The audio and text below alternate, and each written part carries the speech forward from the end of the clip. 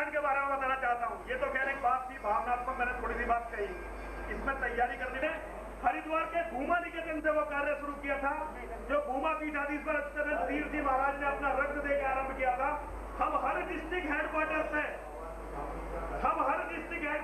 जहाँ जहाँ ठिकाने हैं वहीं से युद्ध की शुरुआत करेंगे। ये 27, 28 और 29 तारीख में मेरे ये युद्ध का ऐलान है। अभी रक्त से निमंत्रण भेज रहे हैं, फिर रक्त बढ़ाएंगे। यदि अपनी बहन बेटियों को सुरक्षित रखना चाहते हो, यदि अपने धर्म को बचाना चाहते हो, तो सिर्फ हाथ में हथियार लेकर लड़ना शुरू करो और काटना शुरू करो। जो इस काम को नहीं करेगा बोले वाला व्यक्ति को गौ रक्षा की बात, हिंदू रक्षा की बात करने का अधिकार नहीं है। जो सिर्फ जुबान चलाता है, जिसके हाथ में हथियार नहीं है, चाहे वो मैं ही क्यों ना हूं। यदि मेरे हाथ में हथियार है, और हिंदू क्यों मरता है? क्योंकि हम लोग ये सोचते हैं कि हमारे को बचाने वाले बहुत हैं, और बचाने वाला कोई है नहीं। इसलिए भाइयों, बचो और लड़ो।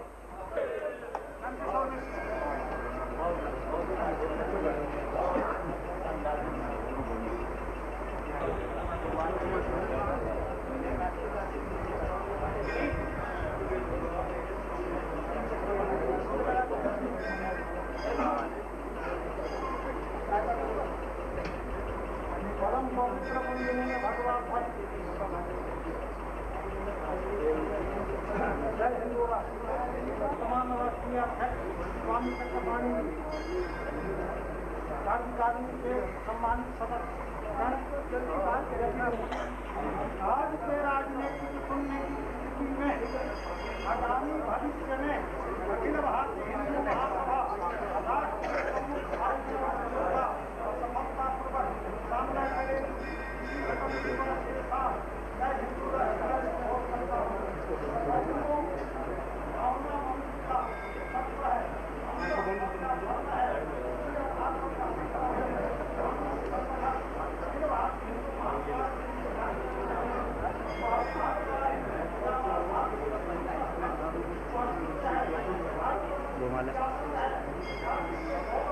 षड्यंत्र नहीं होता तो भारत वर्ष की तस्वीर आज उजली नजर नहीं आती।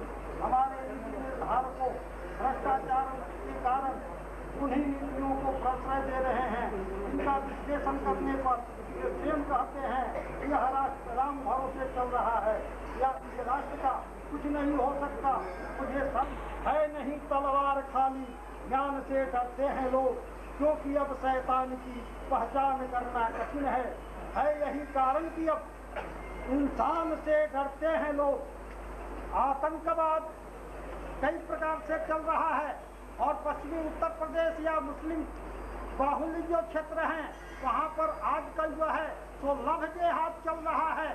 तो इंसान के रूप में आतंकी भेड़िए अपने नामों को चेंज कर देते हैं, हाथों में कलावा बांध लेते हैं, माथों पर तिलक कर लेते हैं, और हमारे बेटियों के साथ छेड़खानी करते हैं, उनको बहलाते हैं, फुसलाते हैं। हमारे हिंदू युवक सभा के राष्ट्रीय अध्यक्ष यतीन्द्र सिंहानंद जी ने जो घोषणा की वह शाश्वत सत्य है। इसलिए आतंक से लड़ने के लिए यह राष्ट्र जो है आतंक से पीड़ित है। और भारत सरकार की जो नीतियां हैं, अभी दिल्ली में और हिंदुस्तान में कई जगह हैं, तो उनको भी कहते हैं कि आप उनसे परमिशन लेकर आए हैं। तो हिंदुस्तान की सारी जनता अनधिकृत है। जो सरकार हिंदुस्तान की जनता की मान, स्वाभिमान, रोजी रोटी, आवास नहीं दे सकती है, वह सरकार भी अनधिकृत है। ऐसे सरकार को शासन करने का अधिकार राजनीतिक पार्टियां हैं। किसी भी राजनीतिक पार्टी के संविधान में गो रक्षा की बात नहीं है। हिंदू महासभा का एक्टिव सदस्य वही हो सकता है जो अपने यहाँ कम से कम एक और अगला सत्र प्रारंभ होता है, और मैं माननीय अध्यक्ष जी से निवेदन करूंगा कि अपना जिंदाबाद जिंदाबाद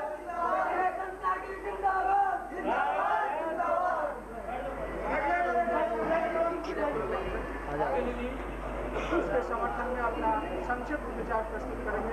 बात माननीय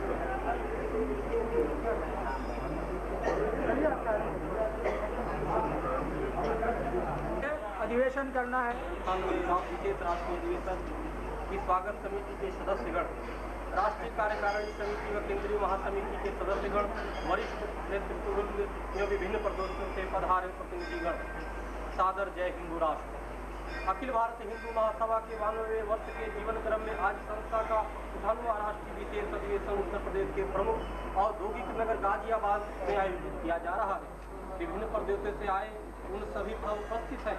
अभिनंदन है उन सभी का जो अखिल भारत हिंदू महासभा को प्रचंड शक्ति संपन्न बनाने तथा मनसा वाचा कर्मणा हिंदू राजनीति की राष्ट्रीय धरोहर को संरक्षित बनाने में संलग्न है। वासियों ने अति प्राचीन काल से आज तक जो राज्य व्यवस्था चलाई उसमें विश्व की सब प्रकार की उत्तम शासन प्रणालियों का प्रारूप उपलब्ध है। हिंदू राजनीति शास्त्र के द्वारा शासन संबंधी जीवन की सार्वभौम प्रस्तुति हिंदू राजनीति के क्षेत्र में सदैव प्रामाणिक सिद्ध होती रही है। सनातन धर्म के प्रख्यात ग्रंथ महाभारत, गीता, शुक्र नीति, विदुर, प्रजागर आदि महाराजा हर्षवर्धन के समय भी भारत की अर्थव्यवस्था की चीनी यात्री वेद सांग ने बहुत प्रशंसा लिखी है। साथ ही यह भी लिखा है कि लोग अपने घरों में ताले नहीं लगाते थे, अर्थात कानून व्यवस्था की तब कोई समस्या नहीं थी, क्योंकि सर्वत्र स्वतः प्रेरित राम राज्य विद्यमान था। वर्तमान में भारत की राजनीति धर्मनिरपेक्षता के नाम पर हिंदू समाज को निगलने भारत में लगभग 700 वर्ष में हुआ उससे अधिक धर्मांतरण का षड्यंत्र वर्तमान कथित धर्मनिरपेक्ष शासकों द्वारा चलाया जा रहा है। उत्पादन उपभोग का अनुसरण करता था, आज उपभोग उत्पादन का अनुसरण करता है। बाजार की स्थिति बदल गई है, पहले उत्पादन करना, बाद में बाजार ढूंढना, न हो तो बाजार विज्ञापनों अथवा अन्य साधनों द्वारा उत्पादित वस्तु के लिए बाजार का निर्माण करना आज की सबसे विचित्र स्थिति हो गई है। उपभोक्ता अपना अस्तित्व खो रहा है, उपभोग प्रधान बाजार बन रहे हैं। इनमें प्रतियोगिता में खड़े रह पाने वाले उद्योग ही रह पाएंगे। उन्मूलन बाजार विश्व व्यापार सस्ती उपभोग वस्तुओं की उपलब्धता के देश की अर्थव्यवस्था पर प्रतिकूल प्रभाव डाल रहे हैं। शरीर को रंगों से रंगता था, अज्ञान की गहराइयों में गोता लगाता था, तब हम उन्नति की शिखर पे विराजमान थे। विश्व संस्कृति और विश्व सभ्यता का प्रतिनिधित्व करते थे। स्वरूप में एक रूप था, परिस्थिति बदल गई है। हम कहां से कहां आ गए हैं, किंतु ज्ञान का अक्षय भंडार जिसने हमें उच्चतम स्थान दिलाया था आज भी हमारे पास किसी न किसी रूप में सुरक्षित है। उसे खोलना, अनुशीलन करना, उसे आधुनिक बनाना की आवश्यकता है।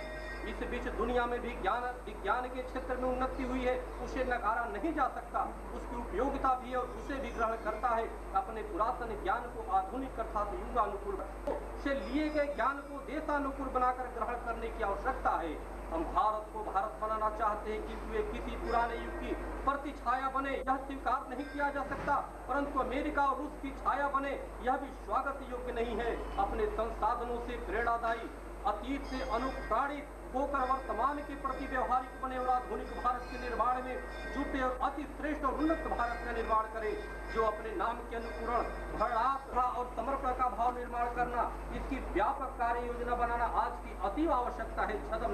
धर्मनिरपेक्षता और तुष्टीकरण की आदि के विरुद्ध खड़े होना, उसका प्रतिकार राष्ट्रीय मानवीय हितों के विपरीत किए गए प्रचार का शुद्धिकरण आज युद्ध स्तर पर किया जाए।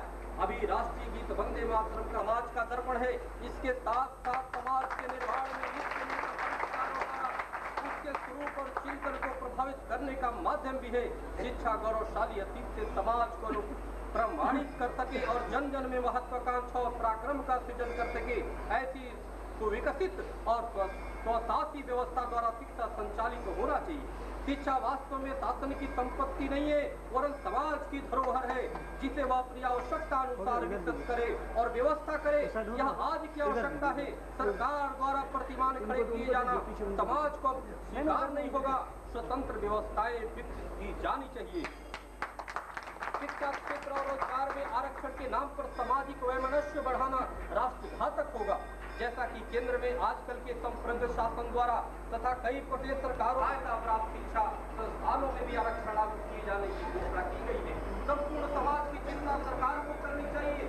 टुकड़ों में बटी जाति व्यवस्था के आधार पर कोई भी नीति समाज के क्षेत्र को जरूर देगी, जबकि सबको समान अवसरों में क्षमता की रेखा से नीचे रहने वालों को भी शिक्षा, रोजगार और उन्नति के लिए आर्थिक सहयोग सरकार को घोषित करने चाहिए। पहले राजक शासन के समय में भी लाखों व्यक्ति में रोजगार कर दिए गए।